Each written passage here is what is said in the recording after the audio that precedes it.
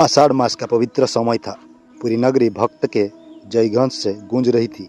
कुछ दिनों पहले भगवान जगन्नाथ बड़े भाई बलभद्र और बहन सुभद्रा अपने भव्य रथ पर सवार होकर श्री मंदिर से गुंडीचा मंदिर पहुंचे थे। लाखों श्रद्धालुओं ने दर्शन किए और अपने जीवन को धन्य माना। लेकिन अब समय था भगवान के वापस अपने धाम लौटने का। इसी दिव्य यात्रा को बहुधा यात्रा कहा जाता है। बहुधा यात्रा केवल भगवान के लौटने की यात्रा नहीं है, बल्कि यह भक्त और भगवान के बीच अटूट प्रेम, विश्वास और मिलन का उत्सव है। जैसे कोई पुत्र कुछ दिनों के बाद अपने घर लौटता है, वैसे ही भगवान जगन्नाथ भी अपनी मौसी के घर से वापस श्री मंदिर की ओर प्रस्थान करते हैं। कहा जाता है कि गुंडीचा मंदिर भगवान की मौसी का घर है। वहाँ भगवान कुछ दिन विश्राम करते हैं और अपने भक्तों को दर्शन देते हैं। जब वापसी का दिन आता है तो पुरी की हर गली, हर सड़क और हर घर भगवान के स्वागत के लिए सज जाता है। चारों ओर शंखनाद, घंटियों की ध्वनि और जय जगन्नाथ का गगनभेदी उत्सव सुनाई देता है। भगवान अपने विशाल नंदीघोष रथ पर, बलभद्र जी ताड़ध्वज रथ पर और माता सुभद्रा देवी दर्पदलन रथ पर विराजमान होकर श्री मंदिर की ओर बढ़ते हैं। लाखों भक्त रथ की रस्सी पकड़ने के लिए उमड़ पड़ते हैं। ऐसी मान्यता है कि सदा से रथ की रस्सी खींचने वाले भक्त भगवान की विशेष कृपा का पात्र बनता है और उसकी जीवन के अनेक दुख दूर हो जाता है। बहुधा यात्रा के दौरान भगवान जगन्नाथ एक विशेष स्थान पर रुकते हैं, जिसे मौसी माँ मंदिर कहा जाता है। यहाँ भगवान को उनका प्रिय प्रसाद पोड़ो पिठा अर्पित किया जाता है। यह परंपरा सदियों से चली आ रही है। भक्त भी इस प्रसाद को अत्यंत श्रद्धा से ग्रहण करते हैं और स्वयं को भाग्यशाली मानते हैं। रथ धीरे धीरे आगे बढ़ता है। कोई भगवान के दर्शन कर भावविभोर हो जाता है तो कोई हाथ जोड़कर अपनी मनोकामना मांगता है। कई भक्त की आंखों से खुशी के आंसू बहने लगते हैं।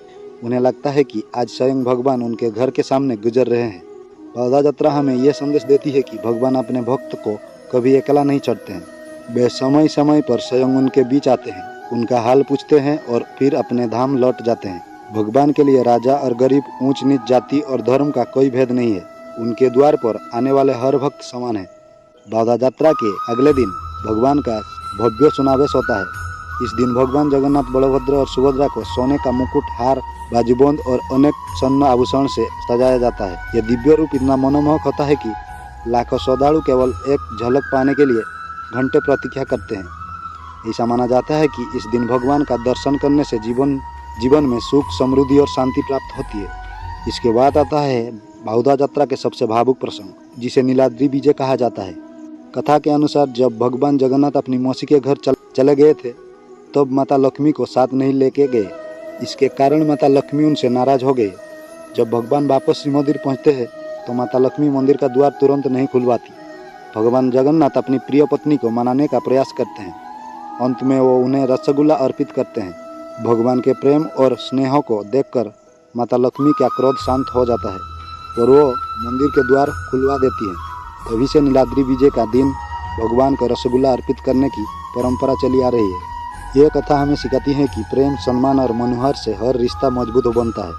भगवान जगन्नाथ का एक और दूत संदेश है कि जीवन में चाहे कितना भी ऊंचाई प्राप्त हो जाए, विनम्रता कभी नहीं छोड़नी चाहिए। स्वयं जगत के स्वामी होकर भी वो हर वर्ष अपने भक्त के बीच आते हैं, उनके सुख दुख में सहभागी बनते हैं और उन्हें आशीर्वाद देते हैं।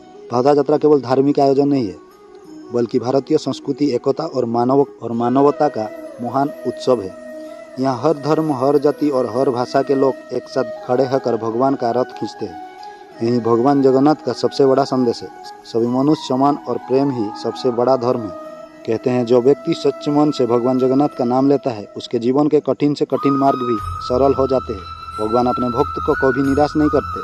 वो ऊंची समय पर उनकी हर प्रार्थना अवश्य सुनते हैं। आज भी जब बहुधा यात्रा निकलती है तो पूरी की धरती भक्ति से सरबर हो जाती है। मंदिर की घंटियों, शंख की ध्वनि, हर हर महाप्रभु के जय ज्ञान और लाखों भक्तों की श्रद्धा इस यात्रा को दिव्य बना देती है। यह दृश्य केवल आँखों से नहीं, बल्कि हृदय से महसूस किया जाता है। आइए इस पावन अवसर पर हम सभी भगवान जगन्नाथ से यही प्रार्थना करें कि वो हमारे जीवन में सुख, शांति, समृद्धि और भक्ति का प्रकाश फैलाए। हमारे मन से अहंकार, क्रोध और दोष को दूर करे तथा हमें सेवा, प्रेम और मानवता के मार्ग पर चलने का प्रेरणा दे। जय जगन्नाथ, जय बलभद्र, जय माता सुभद्रा। जो श्रद्धा से जगन्नाथ का स्मरण करता है, उसकी जीवन की हर राह पर भगवान स्वयं प्रकाश बनकर साथ चलते हैं।